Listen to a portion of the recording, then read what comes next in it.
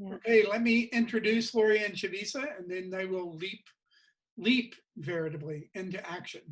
Okay. Chavisa Woods is the author of 3 books of fiction: Things to Do When You're Gothed in the Country, The Albino Album, and Love Does Not Make Me Gentle or Kind. And her most recent book is 100 Times, a Memoir of Sexism, which was released in June of last year. Her writings appeared in Tin House, Lit Hub, Electric Lit, Full Stop, The Evergreen Review, and other publications. And she currently leads select writing workshops throughout the year through Hugo House and Catapult. Laurie Stone is the author of My Life as an Animal, Stories, the novel starting with Serge, Serge? Serge. Serge. Mhm. And the essay collection, Laughing in the Dark. She's the editor of and contributor to the memoir anthology Close to the Bone. And her most recent book is Everything is Personal, Notes on Now, a memoir essay fiction hybrid. Her work has appeared in Tin House, Evergreen Review, Fence, Open City, Nanofiction, and the Los Angeles Review, among others. Please welcome Chavisa and Laurie. Yay. Hi. Applause. Yes. Applause, applause, applause. So Steve, should we just start talking to each other? Or did you have any thoughts about Valerie? How do you feel about Valerie? Well, I should say that both Laurie and Chavisa wrote at least one piece on Valerie, and those 2 pieces sort of overlap or resonate with each other in a certain kind of way, which is why the event tonight really made sense. And I think I was like everyone else. Before I read specifically yours, Laurie, and then read Chavisa's, I knew Valerie Solanas as the person who tried to shoot Andy Warhol, and that Did was shoot about him. it. Yeah. Well, did try, yeah, tried to kill him. And so I've learned a lot about her just in that, and then in reading SCUM Manifesto. But I kind of don't think this is my evening. So I'm perfectly willing to be here to ask questions and for clarifications, but I think you guys, both of you have very, very strong opinions about Valerie and Valerie's place. And I think maybe if you want to just give a little bit of a background of who she was and kind of where she came from before you leap into that might be great. Okay. Well, Chavisa and I talked on the phone, and we had a really long, interesting conversation, I think. And maybe we should start with the importance of Valerie to you. I posted 2 little thoughts that I had just before the meeting. And so when I speak, I'll mention those. I thought that they were relevant to trying to bring Valerie into the time that we're living in now, and where feminism is now. So let's wait for that, and and Chavisa, I would really love for you to talk about the importance of Valerie to you, because it's very important and personal. Yeah, I started reading Valerie Solanas, I think when I was around 18 years old. And my background, of course, is, it was personal to me. You said that word. I come from an area that can, best be described as conservative, rural, poor, and some women in my family had dealt with some of the things that Valerie Solanas dealt with in her childhood. And as I grew up, when I grew into a woman, I became a pretty radical feminist, not the way that is used today, not rad fem, but I was radical. I was a feminist. And when I first encountered Valerie's work, I realized that this was a deeply marginalized person who refused to let society tell her what she was and wasn't allowed to say. And that was really powerful to me. It gave me hope. I also thought the text was really deeply funny, which is something that a lot of people miss. And something that I told Laurie about, I recently wrote an essay about Valerie Solanas last year around the same time that I was writing my book, and I'll talk about that in a minute. But before all of that, when I was in my mid-20s, a friend of mine and I put together a night, I think it was called New Wave SCUM, at this venue called Goodbye Blue Monday. And we had a bunch of queer performers, women, mostly lesbians, and a few like genderqueer people performing. It was sort of a cabaret, but in between all of the acts, we read the SCUM Manifesto. And just to give you a sense of how powerful the text is, even though it's a satirical text, even though it's humorous, Goodbye Blue Monday was this venue in Brooklyn where many, many bands would just play continuously all throughout the evening. And we had booked the show for our event for like 2 hours. But there was a show before that. It went from morning to night. And a lot of times the audience for the shows just stayed to see what the next show was. So the audience for this show stayed. It wasn't necessarily queer audience. I guess it was like mostly like straight people, lots of straight couples. So they were still sitting in the front row when our show began, and our audience was sort of sitting in the back because there wasn't room, so they were in the back. We stood up and we just started reading the opening of the SCUM Manifesto. It was me and another woman reading in unison with this strange music playing behind us. And after the third or fourth sentence, the first 2 or 3 rows of the entire audience that wasn't specifically there for the show got up and left really quickly. They almost ran out. And I thought it was, it was funny. It was also astonishing to me that it would affect them that way. Do you want to say a little bit more about Valerie's early experience? So I can also mention something. She was raped by her father repeatedly when she was quite young. It's something that, and she was also a sex worker pretty early on. In New York, she was tricking when she happened to just run into Maurice Gerodius, and he was the editor of Olympia Press, who was publishing radical texts, and he offered her the opportunity to write a book for him. I think that he sort of met her on the street at a certain point, and he liked her and he thought she was funny, and he said, "Can I take you to lunch?" And she said, "I'm going to charge you like a dime a word that I say to you." And it went on from there. And then he gives her a contract for a book.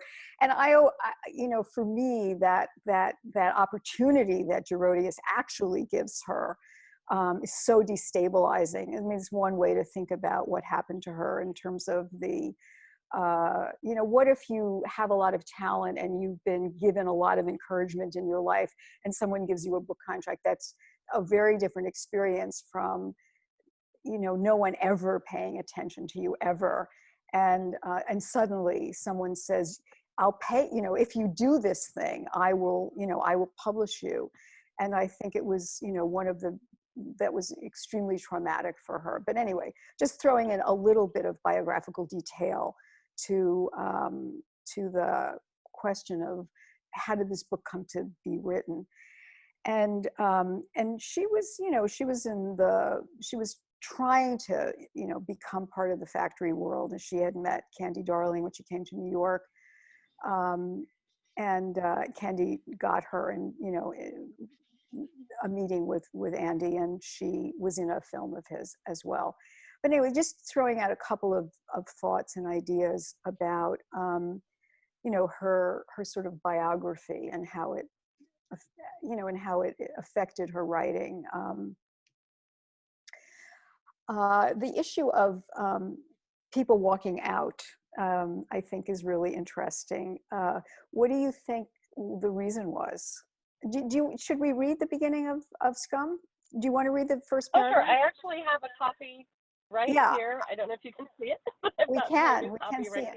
Why don't you read the first paragraph, and then everybody can sort of get the flavor of her in case they don't know what she sounds like on the page. Yeah, I think that would be wonderful. All right, here we go. Life in this society being at best an utter bore, and no aspect of society being at all relevant to women, There remains to civic-minded, responsible, thrill-seeking females only to overthrow the government, eliminate the money system, institute complete automation, and destroy the male sex. Yeah, what's the problem? What do you think the problem was with that? Sounds good to me. Well, and then the next, I'm going to read one more line because it says, it is now technically feasible to reproduce without the aid of males, or for that matter, females, and to reproduce only females. We must begin immediately to do so. I think, well, you wrote in your book in 8 Ways, Valerie Solanas, 8 Ways. You know, your book starts off with, for centuries, the world writes, learned studies providing biological inferiority of females and depicting them as contaminants. And these are doctors, psychologists, most notably Freud. Well, I have the, saying this over and over again. I have some Freud, if anyone wants to hear what Freud had to say about women. Just a quickie, should we insert that for a second? Sure, I have to go to my Word thing though. I don't know if I can still, if you can still see me. So Freud says a lot of things, but this is in a paper he wrote in 1925 entitled "The Psychical Consequences of the Anatomic Distinction Between the Sexes. Women oppose change, receive passively, and add nothing of their own," unquote. And then he wrote later, of course, the famous, "The great question that has never been answered and which I have not yet been able to answer, despite my 30 years of research into the feminine soul, is, what does a woman want?" Yeah, well, you know, there's the monolith, the woman. And then this is one of my favorites. "Elimination of clitoral sexuality is a necessary precondition for the development of femininity, since it is immature and masculine in its nature. Freud postulated the concept of vaginal orgasm as separate from clitoral orgasm, achieved by external stimulation of the clitoris. In 1905, he stated that clitoral orgasms are purely an adolescent phenomena, and that upon reaching puberty, the proper response of mature women is a changeover to vaginal orgasms, meaning orgasms without any clitoral stimulation." So thank you. And also I have to say that I learned, wait, where are you guys? I've lost you. How do I get back to where you are? Oh, I see, it's the Zoom thing. Okay, I learned that Freud's middle name is Shlomo, which really I think people might not know. And I just thought I would share that with you. Anyhow, so that's the framework that Valerie is making fun of, really. And that's the framework she's making fun of, but also as to like why the people left, that's also still the framework in many ways that we're living in. It's sort of the psychological water we're still swimming in. Right. And especially when I was a kid, you know, in the 90s, even Freud was still big, and his ideas and all of those ideas about women's sexuality, which we now are wildly wrong and completely impossible, we're still part of the collective consciousness. I remember, you know, having arguments with boys in high school about rape, and, you know, I asking, like, when I would bring up, like, you know, why don't women rape, talking about the socialization of men, like, as much as men and all of this stuff, and they would just say, well, men's sexual desire is superior to women's and so much more intense than women's, and they just took that as a given.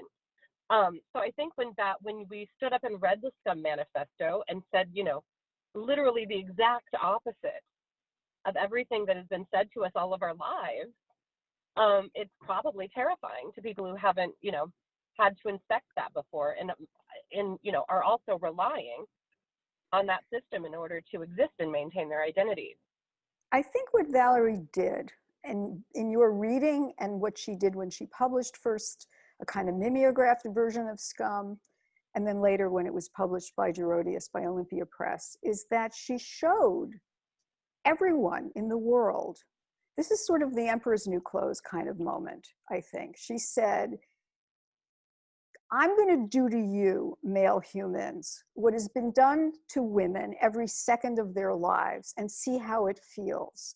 And the thing is that what she was saying is, this is the reality. In other words, what I'm saying about men is a commonplace of what everyone feels entitled to say about female humans.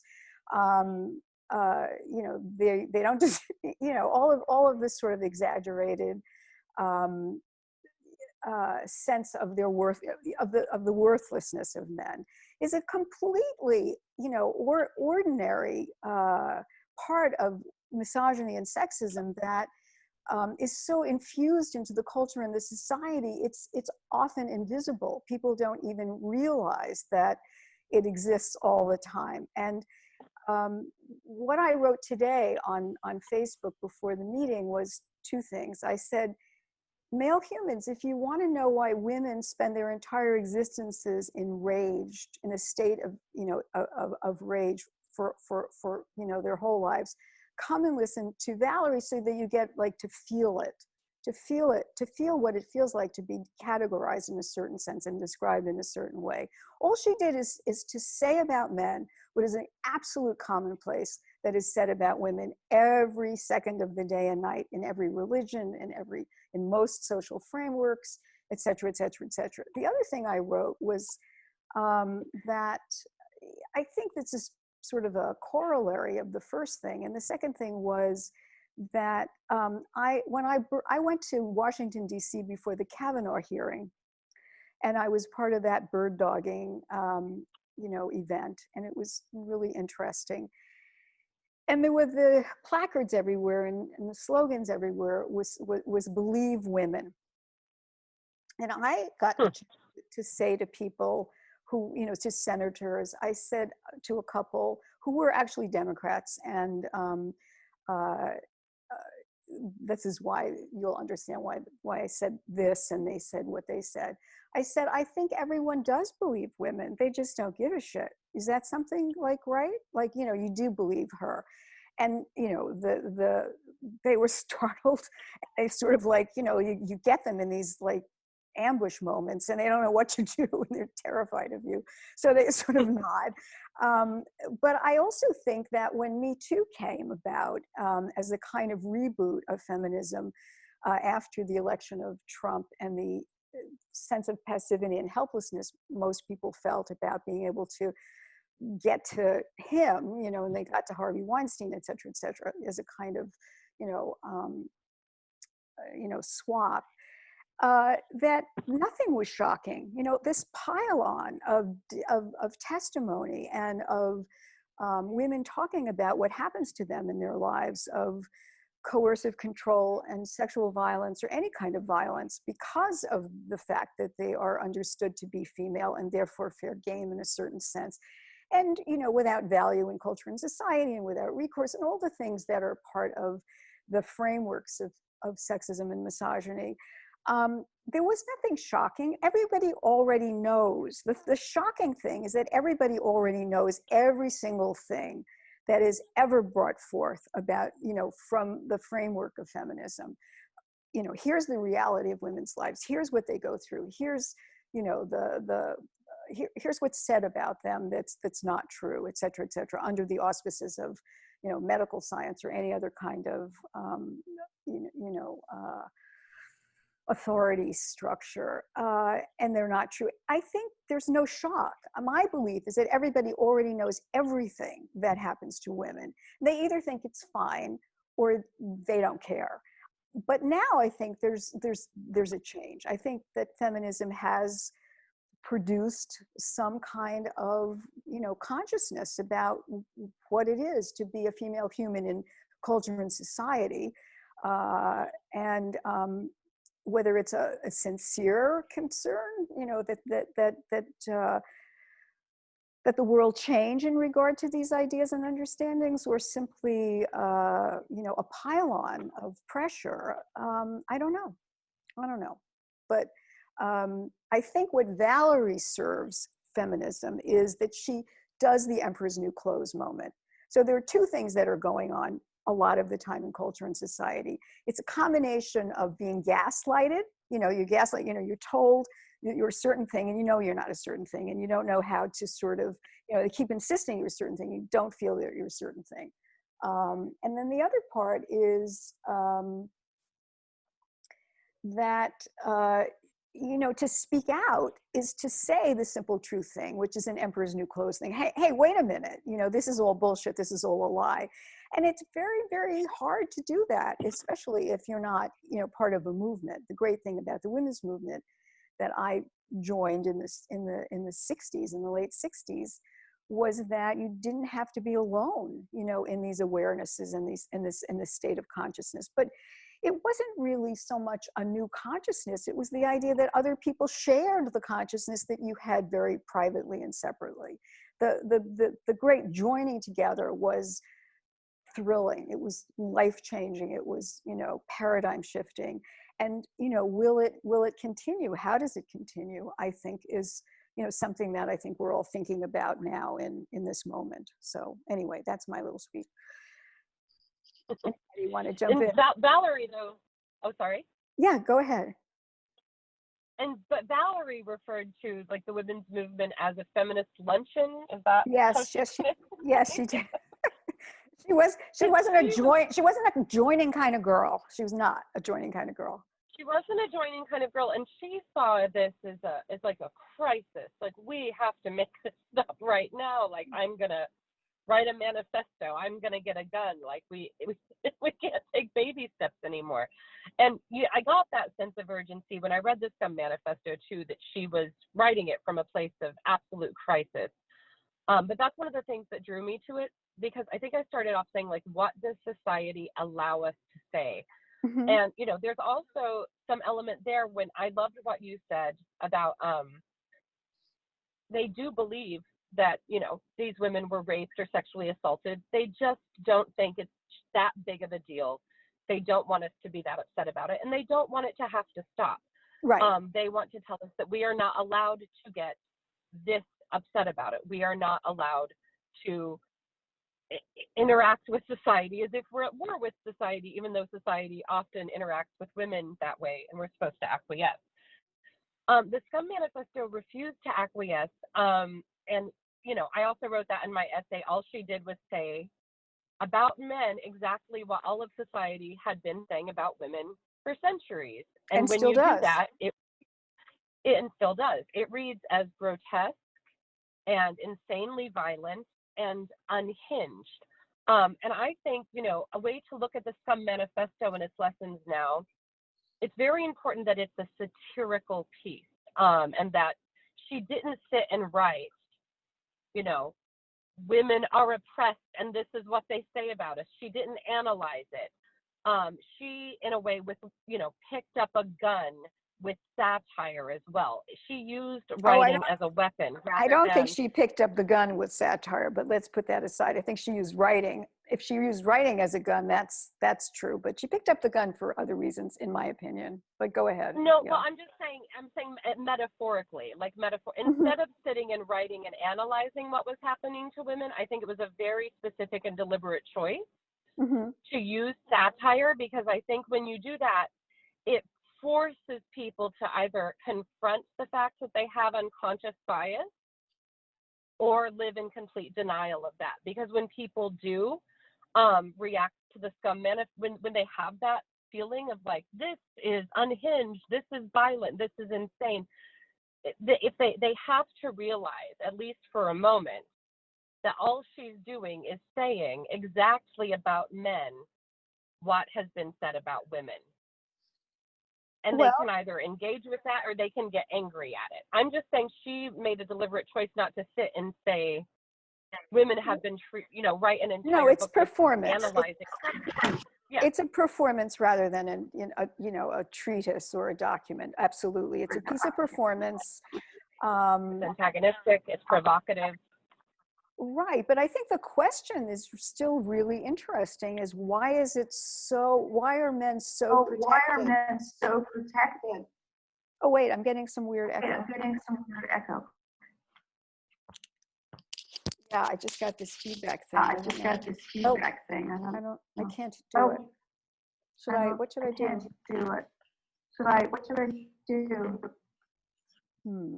I'm not I'm sure. not I hear it sure. too. I hear it too. You hear it too? You hear it too?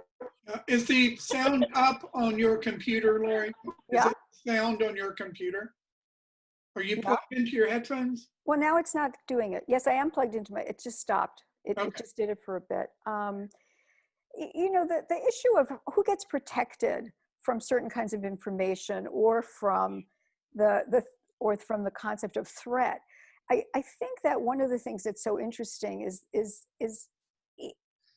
you know, this sort of protection of men from certain kinds of information is part of the way sexism and misogyny function. And so the sense of the rudeness of how dare you, you know, say these things isn't something that anyone thinks, if it's said about a woman, isn't fair game. And the other thing I was going to say, when you were talking about her performative aspect in SCUM, is that she's very much a Warholian in that regard. You know, she's doing politics the way Warhol did everything, did art, did sort of cultural analysis, did satire. She took from, I think that when they met, they were both very shy people, and they were both very uninterested personally in sex itself. And that they bonded on that issue. That is Andy and Valerie themselves as humans. And it was, there was certain sensibilities, you know, that they shared. And rather than saying that she simply absorbed his aesthetic or his way of interacting with culture and society, they were allied in that way. They got each other. You know, there was a certain, she was also insistent and nuts and very paranoid and absolutely thought that he was stealing from her, you know, her work. But, you know, I think that there was a kind of really freewheeling, she had absolutely nothing to lose, in a sense, in being who she was.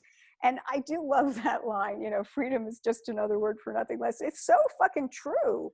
You know, when you have so little to lose in life, I mean, what does it matter, you know, what you say and what you do? What are you going to lose? You know, your job, your status in culture and society, you know, the respect of other people. There's so much freedom that she has, you know, at that level that she's operating. She's also incredibly pained, and she's, you know, there's so much going on for her, you know, even in this stage of her life, although it's exciting, you know, to be recognized and brought along. You know, and this is my view, but it's certainly, you know, somewhat of an analytic understanding that being taken seriously is what drove her even more nuts, rather than being ignored. You know, being ignored was what she was used to, you know, being thought marginal and non-existent in a sense, having to constantly bang at the door of life, you know, as loudly as she could was what she was used to. You know, if they say, you know, come right in, we'll do this thing for you, and you have to do the work, but you don't really know how to do the work because you've never been prepared, you've never been schooled, you've never been instructed, no one's ever believed in you before. It's you know, it's scary and traumatic. Anyway, I think she, you know, certainly became absolutely destabilized when she gave Andy a copy, supposedly the only copy of this play that she had written. Up Your Ass, was it, Chavisa? Yes, it was Up Your Ass. And eventually, by the way, and then it was lost, and then so that was the provocation that she, you know, that he was stealing her. Went to shoot Morris Gerodius first at the Olympia Press. He wasn't there, and then she went to the factory. She was going to shoot one of these guys, and you know, she absolutely believed that they were conniving. You know, they were scheming against her and wanted to steal her work. You know, they had other things to do. But anyway, that was where she was in this, you know, moment of, you know, heightened rage and wanting revenge for whatever reasons. And eventually, I don't know if you know this, Chavisa, do you know that the play was found? The copy? Yes. Yeah, by Billy, you know, Billy Name was collecting everything. And then when they went through his kind of collection of Warholia, they found it, right? Yes, they did. Yeah, yeah. So He had it. So, I mean, you know, I don't know. I might slightly disagree with your analysis or maybe it's just slightly to the side, but you also are more familiar with her biography than I am. I do think that she was prepared to do the work, and I think the SCUM Manifesto is, evidence that she was prepared to do the work. But there is something to it. She gave Andy Warhol her only copy of her play. Gerodius was publishing her book. He also published Lolita and The Story of O, and he also published my mentor Steve Cannon's book, Groove Bang and Jive Around. But there is this idea, she came from a poor / working class family. She always felt like she was a pariah. Then when she starts to get accepted, but sees even when you start to sort of get accepted and quote unquote make it, there are still all of these limitations. Gerodius altered the manuscript. Andy Warhol said maybe he would produce the play, then lost it. So there might be this idea, even if I make it, I'm not really going to have control, that she probably imagined she would have, because I think a lot of people on the outside think of, their so-called fiends or people in power always think, if I have power, then I'll have ultimate control, which is really never true. There's always some boss of the boss. Even when you become the boss, there's always forces pushing on you, making things not exactly the way that you want to be. So that's sort of how I saw it. But of course, this is all hypothetical, like we're in her head. But I always saw her as being like, even when she started to sort of make it, she felt like she was still being controlled and that her work was being manipulated. And she still blamed even that on her being a woman, which was, intolerable for her. I don't think these two views are antithetical. I think that she might have swung, between, these sorts of feelings, in this heightened episode, which produces the shooting. Let's talk about the shooting and how people think of her, though. I think it's a great idea. I wrote an essay called Hating Valerie Solanas and Loving Violent Men, which you wrote about in your book, Everything is Personal, in the section 8, Valerie Solanas 8 Ways. That was one of the ways. And I compared so I was trying to do sort of, a little microcosm of like what SCUM Manifesto did, just to highlight some unconscious bias in the way that we approach Valerie Solanas. I wrote this essay because when my book 100 Times was about to come out, when 100 Times a Memoir of Sexism is a book where it was my memoir, I take 100 instances of sexism, all different types of sexism that I've experienced or been present for, starting at age 5 to now, to last year, to try to give men some idea of like what I'm talking about when I say sexism has brutally shaped my life.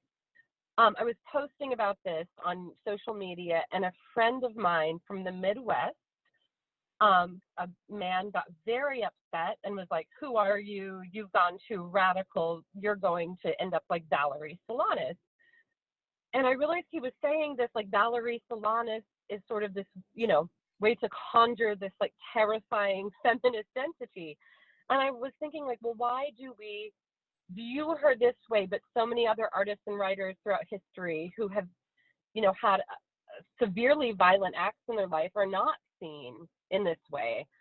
And so I wrote this essay where I really went point by point through many different male artists who have, murdered people, women actually. Can you name some of them? Name some of them, because people may not know. Sure. I started, I think, with William Burroughs, and that was an accident in which he killed his wife. Her name was Joan Vollmer, by the way. Joan Vollmer. Thank you. Yeah. Thank you. He killed Joan Vollmer. And he wrote about it later in life, saying he may have subconsciously wanted to kill her because he's a homosexual and he resented having a wife.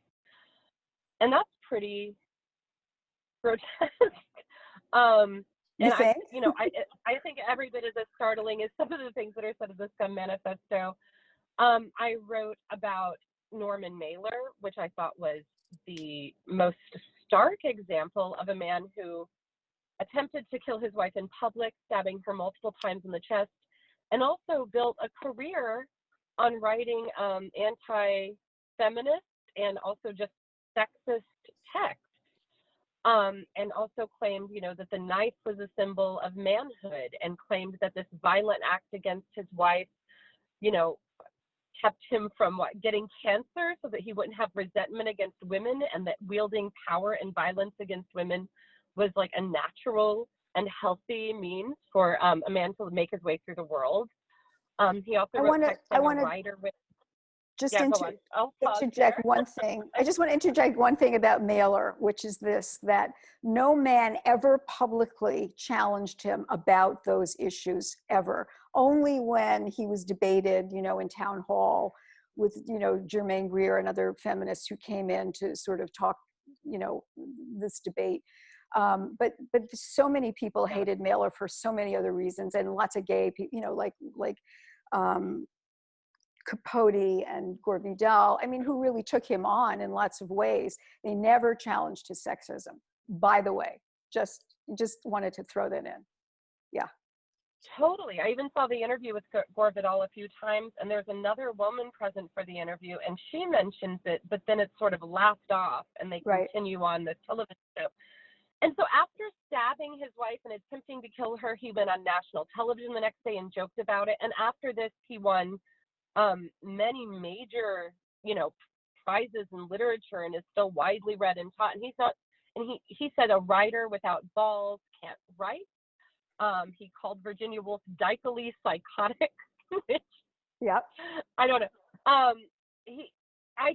see Norman Mailer as the male Valerie Solanas, honestly. So I wrote this piece to see how this would be read, and most of the responses, it's been read more than like 13,000 times now, I think, and most of the responses, surprisingly, have been positive.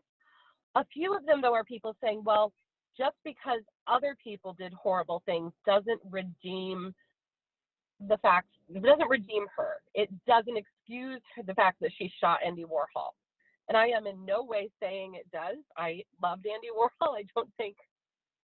Don't like that she shot Andy Warhol. But I also don't think that act should completely necessarily delegitimize her as an artist historically, since it has not been true for male artists historically. Well, you're pointing out that the way the double standard works, which is that men can, but women can't. And so, you know, that's one of the great things that your essay does. And Carl Andre, I mean, there's so many other examples. Charles Bukowski, on video punching. And then Neruda. And I still love his poetry.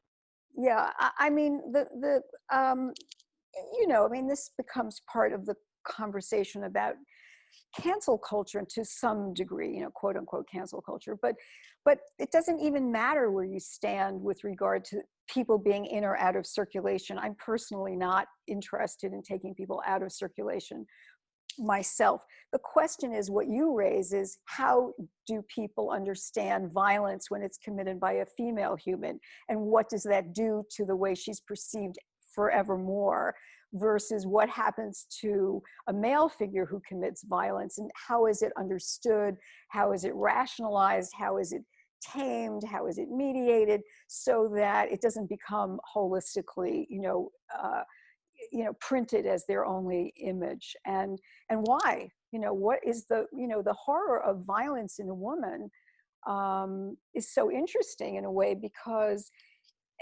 for me, again, it's the cap on top of the reality that everybody already knows, which is, if you actually let women tell you what they were feeling and thinking every second of their lives, that they encountered sexism and misogyny, they would want to kill everyone.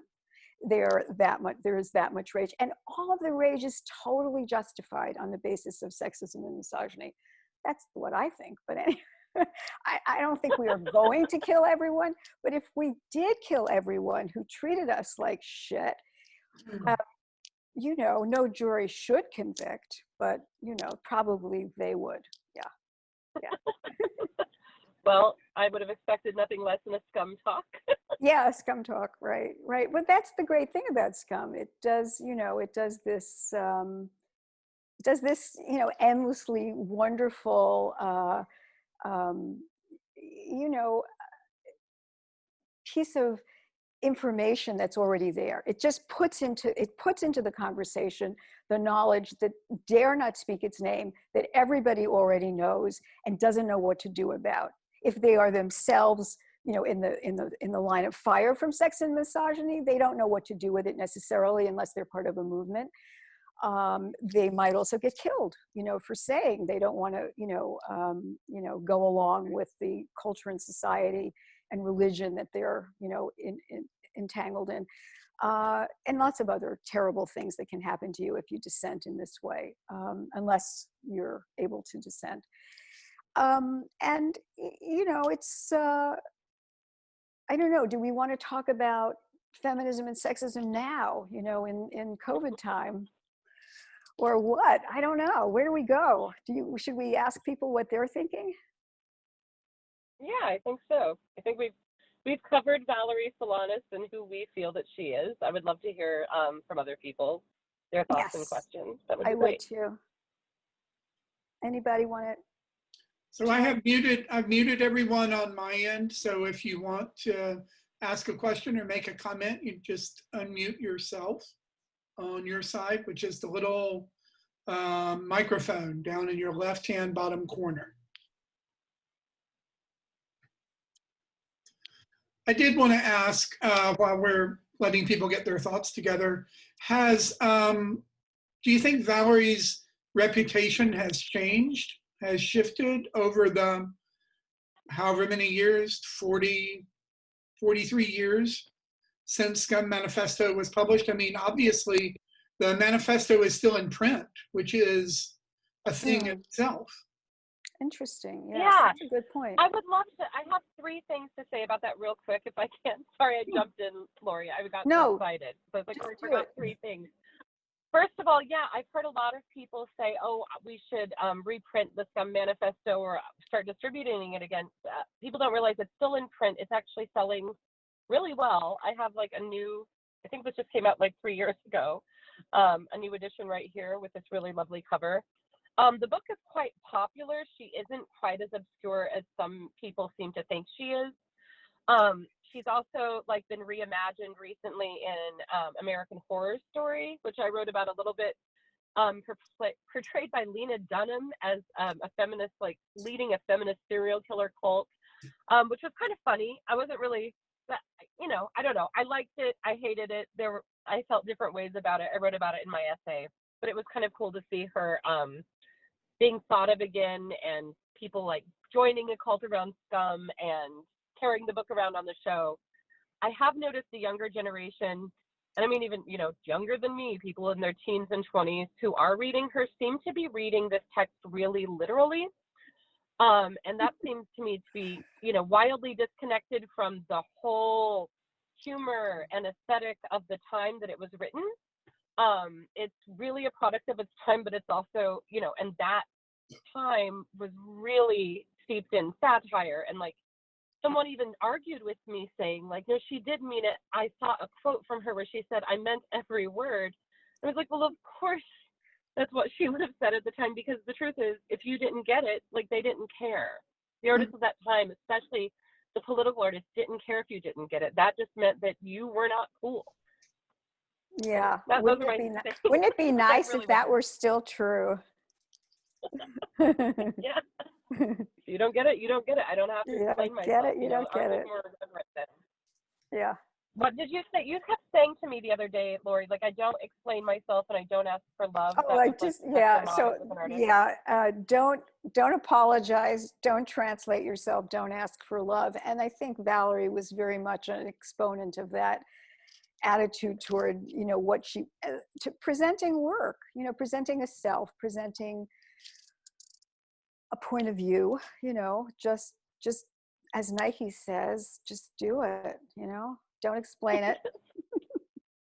Let everybody Laurie, figure it out. A new reading of her? What?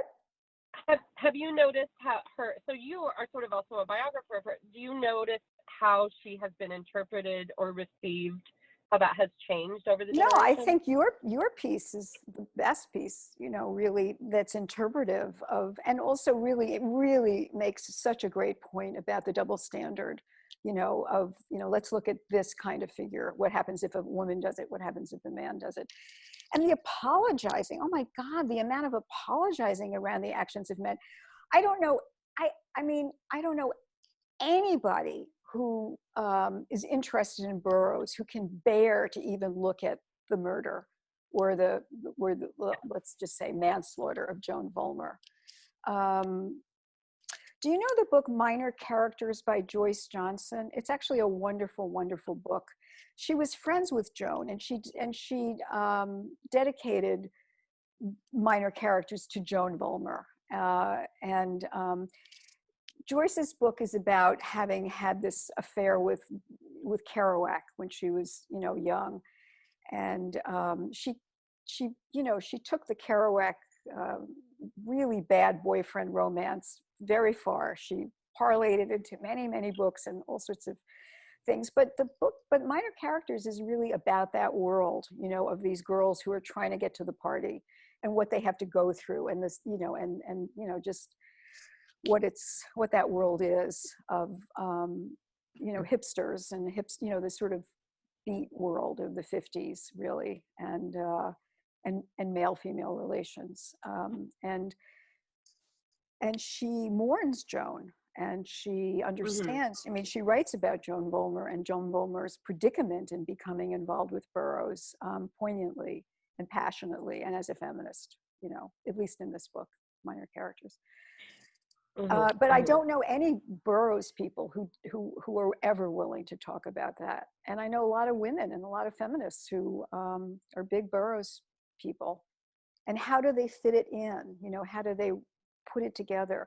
I don't think you have to cancel Burroughs. I think Burroughs is very important as a writer. But, why not put it all together in the picture?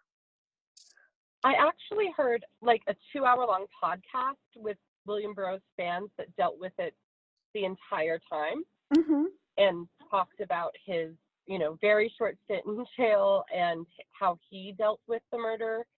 And there was, he was deeply regretful and horrified with his own actions throughout his life. So to be fair, I will say I do know some Burroughs fans who have dealt with that. Oh, that's good. Although I think that it's also dealt with in like, oh, it was an accident, they were both on drugs, and it is darker than that, and it is deeper than that, and it's disturbing. And it's disturbing also when you compare, he murdered someone, Valerie Solanas shot and injured someone who died 20 years later. He's definitely not dealt with as if he's this, irredeemable villain at all, by anyone I know. And also Pablo Neruda, I think, is the one that gets me the most. Yeah. He wrote quite openly about raping a servant in a country with a caste system while he was like a white male traveling as a diplomat. This was a servant who took his bedpan every day and emptied it. And he wrote openly about that in a book called I Confess That I Have Lived. I have lived, like this was him living his life. Yes, we all do these things. And I still haven't met anyone who is a huge Pablo Neruda fan, especially any man who's a Pablo Neruda fan who will engage with that or talk about it or even acknowledge it yet. But maybe it will happen. Times are changing, hopefully. Do we have anyone who has a question or a comment? You can also put your questions in chat if you like, and Chavisa and Laurie will see them. Don't make me come up with all the questions. You have your own. I know you do. Maybe they don't. Can you still see me? Steve, I was just wondering if you were selling minor characters, because I was interested in learning more about that book. Laurie brought it up. I will find out. Okay, thanks. Yeah. Oh, that's a great book to read. Yes, it's a very interesting book. I hadn't heard about it before, but I know a little bit about Joan Vollmer, and so because you'd mentioned that, I just thought I would learn more about it. She writes about her a lot. Yeah, because it was, in some ways, being a sexist and being macho was part of the equipment of cool. It was necessary. It was part of the accoutrement. And it's, and feminism, No one ever got invited to a party because they were feminist. You know, it's like the uncoolest thing in the world to be a feminist. You know, you never get, you know, it's not a ticket to anything. So why is that the case, right? Yeah. Do you think a part of the reason why feminism is kind of unpopular is because women tear each other down a little bit when it comes to like feminists, like oh, you're not doing feminism the right way, you know, like kind of thing. I think I've found that with when I read a lot of different kinds of feminists, like oftentimes I think now that's changed a bit more, but what I've experienced a lot in the past is a lot of feminists like kind of almost fighting against each other about what's correct in feminism and what's not correct. Yep. I mean, I would really like to hear what other people think about your idea. And this has been your experience in the women's movement or in organizing, that, you know, there's a kosher way and a non-kosher way to do it. And, but don't you think that's true of politics in general right now, that it's super, morally, you know, I mean, one of the great things about Valerie is that she doesn't give a fuck, you know, what you think of her and if she's correct or incorrect. You know, it's just, you know, radicalism at the beginning was like, tear it all down. You know, it was like normal to be radical in the early days of the women's movement. Red Stockings, you know, Shulamith Firestone. I mean, there was a certain sort of understanding that these conditions, you know, of how the sexes are organized and what is assigned to each sex, and, you know, the freedom or possibilities or lack of freedom and impossibilities, you know, in this essentialist understanding with all of this biological determinism, had to be simply destroyed, really. You know, it wasn't going to be like, you know, you could just like make the family a little bit better and it would, you know, and so it wasn't reformist, it wasn't revisionist, it was really, you know, really looking at, and in a sense, Valerie's doing it in a satirical way. And in a way, I think, you know, feminism still has to do that job, the radical job of looking at the whole concept of essentialisms, any kind of essentialism, the idea that identity is a fixed thing and that you could name it, and that therefore all the people within the category of that identity would share certain, you know, traits. Well, of course, that's not true ever. You know, there is no such thing as a category that everybody shares the qualities of. So, Yeah. And so when you have, I don't know, I mean, I don't even understand really why this kind of rigidity has set in so much about, you know, the sort of moralisms, the calling out, you know, the idea that you can't speak because what you say offends me, versus you can offend me. I don't like it and I'll answer you back, but I'm not going to, you know, put you in a box with a category and a name on it. You know, I think people have theories about how this evolved and developed, you know, but it is constraining, I think, quite constraining. I don't think it's just in the women's movement or in feminism, though. I think it's in a lot of parts of the culture and the society that we're living in now. It's in race related, it's in everything. I experience, you know, you don't say the right thing, you're silenced. And this whole, you know, Twitter wars of destroying people's lives and their jobs because, you know, Anger is very silenced against. Anger is very stigmatized.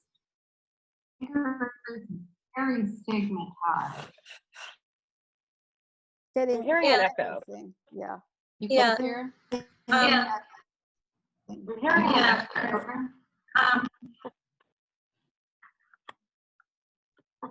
Is it still echoing? Now it stopped, I think. Is it still echoing? I would love to. Oh. Now it stopped, I think. It might be because Chavisa has two things that are unmuted. Oh, mute one, that's better. Chavisa, can you talk now? Oh, All right. okay. Hold on. Let's unmute that one.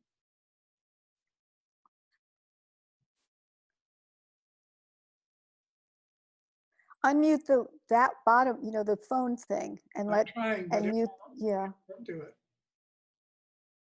It was me. I think maybe if more than one person is unmuted, there's too much information in the system. Now it's good. Again. Yes. Yeah. Oh. So the thing I wanted to say was anger, especially from women or Black people in general, it's so feared and so socially sanctioned. And it is as much socially sanctioned from other women against angry women who are willing to express anger. And I don't know if it were the same in the 70s, but it sure is now. Well, it was satirized. The anger that women expressed in the 70s was immediately satirized and named and trivialized, endlessly trivialized into a joke, some kind of joke, because it's really effective to make, these kinds of insights or claims or documentation of actual experience unimportant if you don't want to change anything. But I hear from women, wait a minute, Susan, you don't really mean that. Like what would you say that they would say you don't you don't really mean that extremely radical thing. Uh-huh. You don't mean complete choice to have an abortion at any time, only chosen by you. Wow. Really? No, you Yes, do not. we definitely mean that. But right. have you heard something like that, Chavisa? Oh, well, it depends on, who I'm talking to. I think my conservative relatives would probably be shocked by that, but most of my friends and my peer group, of course, friends. Yeah. I believe in, Right. Yeah, my friends would not find that radical, but my family would, for instance. Mm-hmm. Yeah. Yeah. It could be because, our society is pretty uncomfortable with anger. It's like, anger, sadness, these are uncomfortable emotions that we kind of want to push away and, and say, and satirize, right? Like that's the only way you can. Women's anger is it makes people uncomfortable. Men's anger is very, right. very, very normal. Exactly. And not That's only what I mean. not only tantrumy anger, but the way it manifests itself through institutions and systems of oppression within these sexist frameworks. There's a huge amount of anger at women that justifies creating sexual double standards and reifying biological determinisms of one sort or another. It's all anger, suppression. But that anger is kosher, and the other, the resistance anger. But it's not just the resistance anger of women; it's also the resistance anger of any group that wants, more justice and more and more social access, that becomes suspect and is trivialized, or is fought back against with militia, as we see now in Black Lives Matter and these fantastic protests that are finally stirring people from their COVID, cocoons. Understandable to be in a cocoon in COVID time, but it's also produced a real reaction. A great sort of exciting and possibly important, useful reaction to what's happened for the last 4 years of our lives. I'm wondering if people want to talk about anything, now. It doesn't have to be about Valerie, but just how you feel and the approach of the election. Or, I live in a perpetual state. Oh, Laurie, sorry to bother you. I only have a few more minutes left where I can stay on. Okay. I would like to just respond to one previous question really quickly. Sure. From my end. And I think this ties into so many other things that we were talking about. The question of, do you think a lot of the problem is women tearing each other down? That's a problem with feminism. Mm-hmm. This is something I have heard since I was very young. And I've heard it from men and women alike. And I think it's very internalized. And I even had this conversation with a man who I grew up with, who's my age. We went to school together all of our lives. And he was like, oh, you're a feminist. He's like, well, no one hates women more than women. Wow, I see the way that women talk about each other in my office. They're always gossiping about each other. They're stabbing each other in the back. And I thought, well, now wait a minute. You're saying that women hate each other more than anyone else, and you're talking about gossip and, stabbing each other in the back, but we're not raping and killing each other. Men are raping and killing women. So what do we mean when we say hate?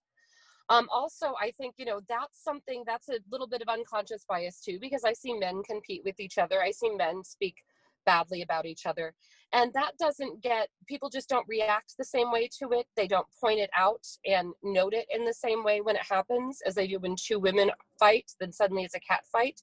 Mm-hmm. And of course, there are people who are manipulative or vindictive of all genders, of all races. But it does seem that, they're more villainized when it's a woman doing it to another woman. It's a very specific thing. So I just wanted to point that out, that I don't think that it is more prevalent in the women's movement. And I think that's another thing that we've internalized from this misogynist system. I totally agree with you about that. Yes, women also love other women and each other. And that's what created the women's movement. And had it not been, then none of this would, we wouldn't even be having this conversation and this amount of consciousness that actually has moved into the world would not have happened. Because even a woman I don't personally like, I still would not like to see her hurt by sexism. Right, absolutely, right. So but by something else, of course. Hi, this is Tia. So I have two questions. One is about this idea of infighting and catfighting and what happens when women have disagreements or feminists have disagreements. And I'm curious about, I have not been following her career for the last little while, but someone like Michelle Goldberg, who kind of made her career on making public and airing the dirty laundry of like conflicts within feminism. And the way that gets, kind of sensationalized as, all women hate each other I think that like her career really got built on that. And I think that she cashed in on the appetite for that kind of infighting story. And it's, she does these kind of fairly well-researched, but very kind of polarized and more extreme and less nuanced and less intelligent kinds of feminist infights than any of us who are part of them would understand. Yes. So I'm curious about that in terms of the ways that there's an appetite for that in a kind of middle brow upscale media like the New Yorker or the New York Magazine or the New York Times, for example. And then the other thing that I'm curious about, so that's just coming from your most recent comment, Chavisa, which is, I think, great and interesting, and it's one of my favorite things to follow. But the other thing I'm wondering about, and this might be just too, like, kind of COVID timely, but I'm also just thinking about all of these folks who are stuck in their fucking homes and cannot leave. And the amount of like domestic abuse, like that's either physically violent or psychologically violent, or like the epidemic of like total trappedness that women are dealing with right now. And I kind of have this like fantasy of the murderous rage of women across the world who are like fucking pent up. And if only they could like kind of channel that rage and do something with it, a la Solanas. I think that that's also quite interesting to think about the ways that this like return to an enforcement of the like familial home and domesticity and the like shelter in place, presuming that you're safe in the place that you shelter, right, is actually quite an interesting and fucked up moment for the long history of the feminist anti-violence movement and for the feminist performance art anti-violence movement as well. Yes, but also it's taken women out of public circulation in this sense. One of the great victories. Grocery shopping. Well, just the idea of urban life producing the flaneur and eventually the female flaneur, the person who's safe, the person who's female who can move about in public space without male protection, is one of the great important aims, of feminist culture and within the women's movement, to create that ability to not always need to be protected from violence, because Right. the female body in public space is such a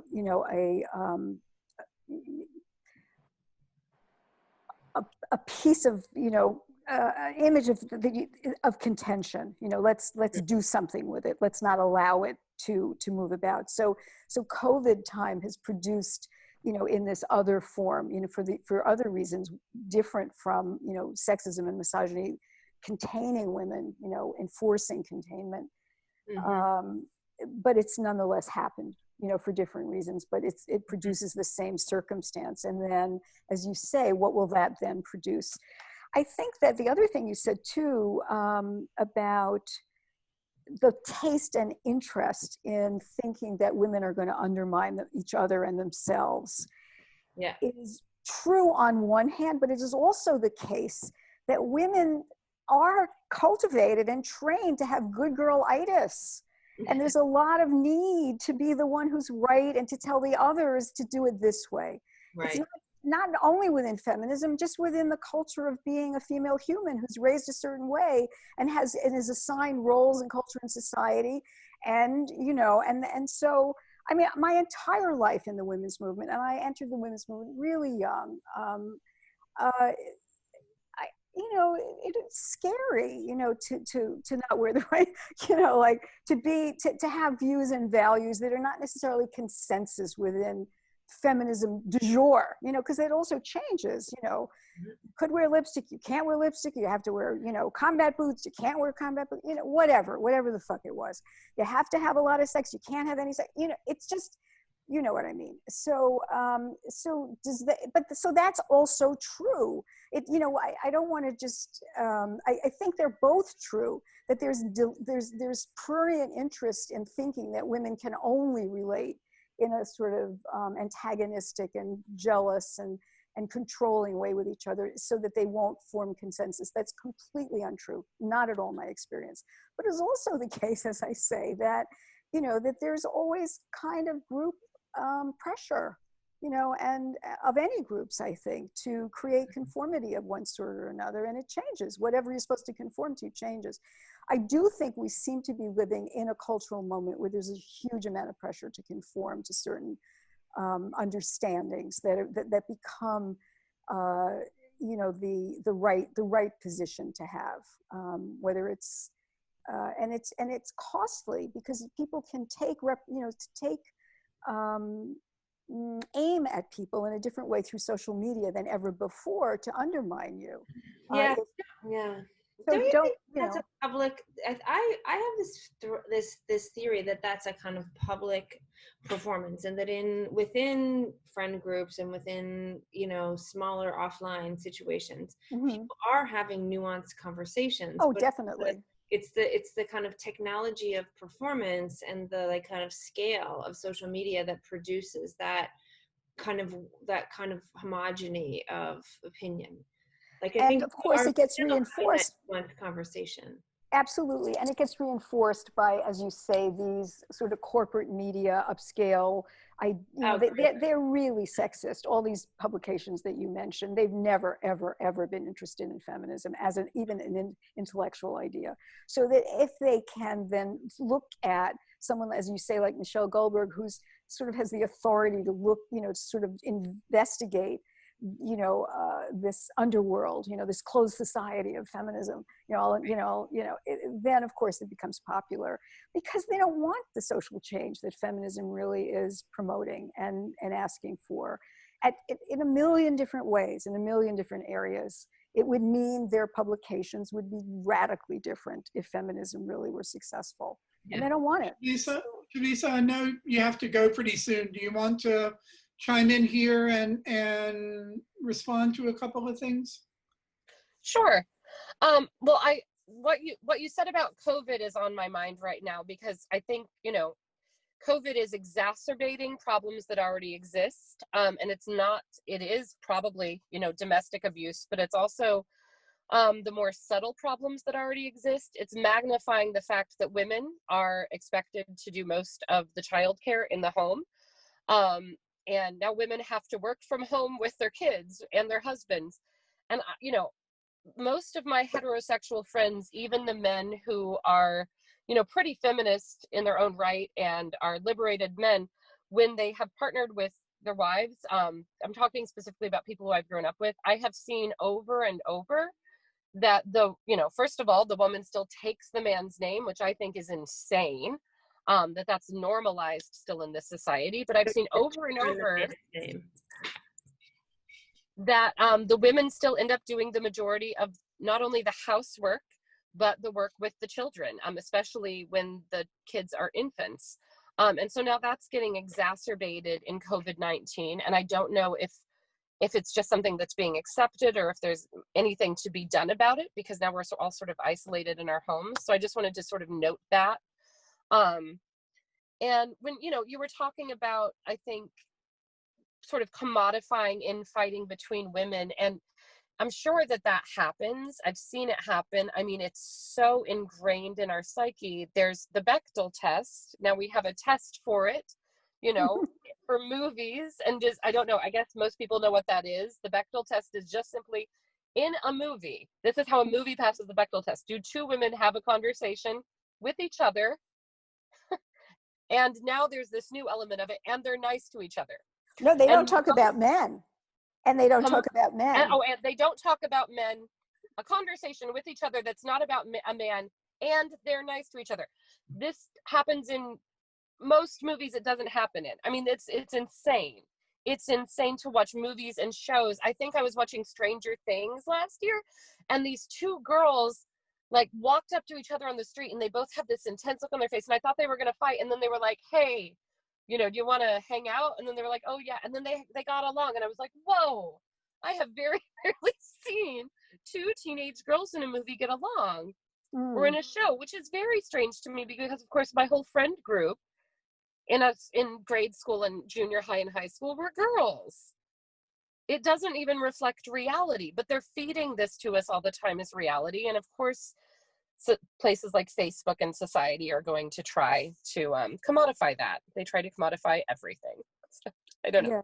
I do think women can get along just as well as men can get along. I know that we can. Of course, that doesn't mean I'm going to get along with every single woman all the time. And that's fine too. Okay. I would like to recommend My Brilliant Friend as a very interesting HBO show, because it gives men no place except other females to identify with. And so all of there's nothing. If you're a male human and you watch this show, you cannot become interested in any of the male characters. And it's intentional. No, it's really intentional. And so what interests me is how many men could actually watch the show and find themselves entering into one or both of those two little girls in the first series, and then young women in the second. Either each of them or both of them. What does it feel like to do that? And whereas, of course, women are always being required, or it's just a commonplace that they can enter a character who is male, as if, of course, it has relevance to their own feeling life. Just so rare, that a production will just not give men any other place except the female life. And it's just it's so. Yeah, I was thinking about that the other day with there's Harry Potter, and then I heard there was a pitch for a female Harry Potter, but like girls don't need a female Harry Potter, we can just identify with Harry Potter. And I was also watching Californication and The Affair, and I was like, oh, these are all these bad boy writers. And I was actually thought of Valerie Solanas while watching. There's all of these movies and shows with bad boy writers, and it's so much fun, but there's not a bad girl writer. You don't see that, because it would be received almost as a mess. it probably would be Valerie Solanas, and I would love to actually see. Well, I think we should write it, you know. We should write it together. Yes. Very cool. Anyway, I'm gonna keep living it as best I can. Yes, you are. This is so great. Yeah. Hey, do we want one more question? Does anyone have one more question or comment? Sarah there. Hold on, Sarah. Let me unmute you. Can you unmute yourself, Sarah? Okay, can you hear? Yes. Oh, great. Thank you. I'm really enjoying it and nice to be here. Thank you. I had to turn off my computer there for a while because it shut down. What I have, I'm an artist. I went to art school in the early 80s, and my dorm, this is context of Andy Warhol, was on Union Square, kind of around the corner from the factory. Mm. And this was, I think, my first year was 1980, actually. And Parsons decided, I'll try to be quick, decided to move their dormitory from the NYU dorm over to this building on Union Square, which looked a whole lot different than it does now. Anyway, there was a building, and Andy Warhol used to come up in the elevator to visit I think a friend of his, a fashion designer, was on the 7th floor. We were on the 5th floor. So part of the building was about four floors of Parsons School of Design students. So we used to see him coming up on the elevator. I used to see him. So, and we used to, at that time, you would really see him walking around all the time. Anyway, my context is, you know, I tried to talk to my artist friends, my painter friends, and tell them how I feel about Andy Warhol, and they think Valerie Solanas was horrible because she shot him, and you know, these are even women artists. You know, they're standing up for him, and you know, I feel at this point in my life where I really am questioning what feminism, do I call myself a feminist when there are women that I meet who call themselves feminists, who are anti-abortion, outrageously conservative, you know, I feel, and are also some who are also artists, consider themselves artists. So I'm really quite ambiguous about that. I've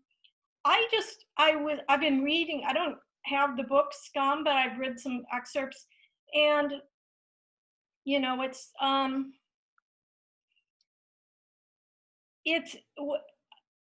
thinking about a lot of things, and my thought is, God, I mean, what a painfully lonely life she had, Mm-hmm. must have had. Mm-hmm. And yet she kept trying to be creative. I mean, it takes guts to get out there and be creative and put yourself out there. You know, it's kind of like walking out the street naked, right? Mm-hmm. If you're gonna speak your truth. And I've done that, and I myself, like, my work's in back, but it's like I've gotten all kinds of crap, you know, for just tossed at me.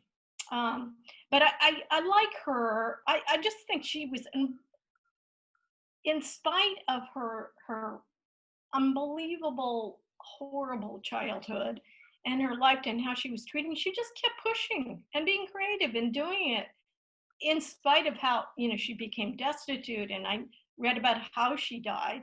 Pretty horrible, you know. Yes. But she kept going. I mean, Christ. I mean, it is I think to be a writer, I'm not a writer, I'm a visual artist. Just to be an artist and creative person, you know, putting yourself out there, being authentic requires taking risks. And I just think it's unbelievable. Of course, my friends and also male artists that are friends of mine think, oh, she's, you know what they say, she's a crazy woman, and she did this horrible thing. Oh, and they dismiss her. And I keep trying to, I've been pondering, doing a portrait of her because, a big one. I don't know if you're familiar with Jenny Saville, Yes, of course. Yeah. And her canvases are huge, and she makes these big, I'm probably getting that point, but she makes these huge canvases intentionally of women who are not, your white, vanilla girls, white young women. They're overweight women, they're younger women, they're older women, they're showing. So I really like the idea of doing a large canvas of her, kind of like putting her out there instead of, she was dismissing her, like I'm not a verbal person, putting her in the attic and shutting her away. Oh, she was this, Mm-hmm. And well, I think this discussion is more nuance in terms of what she is and how she still feels, what she still represents to people. This is interesting. Yeah. Chavisa, you want to say something about Valerie as an artist? After? Yeah, so I will. So I have to go now. I'm sorry, I'm running late, but I just to clarify, and Andy Warhol. I also have a lot of respect to Andy Warhol. I love his work. He was a brilliant queer artist. And he made mistakes too. He also hurt people. But he also did, he launched countless careers, and he had, started he had his own queer creative community. And I do not condone her shooting Andy Warhol. And probably if I had been friends with Andy Warhol, I would personally hate Valerie Solanas, or feel very protective of him. I don't like that she shot him. What I do think, though, is that her work as an artist is valuable. I see her life, as a reader who came later, I see her life in the larger context. And I have a lot of empathy and compassion for her. And all my life, when I've talked about sort of the failings or violent acts of other male artists whose work I've also loved, I've always been steered toward compassion for them. And that is not true with Valerie Solanas. So that is just the double standard, I think, that I really think people need to be aware of and needs to be pointed out. I do not condone her shooting Andy Warhol. I have a sort of a love for them both, but I think she was an exceptionally powerful and incisive artist with the power to literally drive people out of the room like 50 years later reading her work, which is amazing. And so I guess that's the last thing I have to say about her. Thank you so much for having me. Thank you, Chavisa. Thanks, Chavisa. Thanks for Great. coming. Bye. Thank you. Bye-bye.